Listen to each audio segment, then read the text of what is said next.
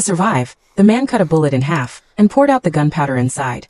He then gathered some dry bran from nearby and spread them over the gunpowder to ignite the pile of branches. He placed another bullet on top of the gunpowder and struck the bottom of the bullet with his knife, but 10 minutes passed, and the gunpowder still wouldn't catch fire. If this continued, he would surely freeze to death. To concentrate the force more directly on the bullet, he positioned the knife against the bullet's base and struck the knife handle with a stone. This quickly did the trick. The branches instantly ignited from the gunpowder, and Jimmy finally got some warmth. But the crisis wasn't over yet. Half an hour earlier, one of his arms had been hit by enemy fire. If he didn't remove the bullet soon, he would die just the same. Jimmy gritted his teeth through the pain and disinfected the wound with liquor. What followed would be the most excruciating minute of his life. After hesitating for a moment, he finally mustered the courage to insert the knife tip into his wound. After digging around for a while, he managed to extract the bullet. Since he had no gauze to bandage the wound, he heated his dagger in the fire until it reached 500 degrees, then pressed it against the wound.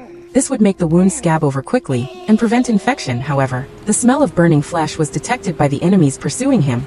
Jimmy could almost hear the sound of their horseshoes getting closer and closer, so he didn't dare rest for a moment. He deliberately left footprints in one direction while heading in another, then used branches to sweep away the tracks in his actual direction. Since Jimmy was extremely weak at this point and had no strength left to keep running, he could only hide in a nearby tree.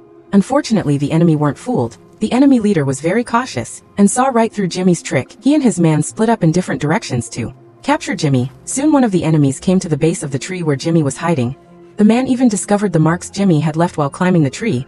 Worse yet, blood from his wound had accidentally dripped onto the ground.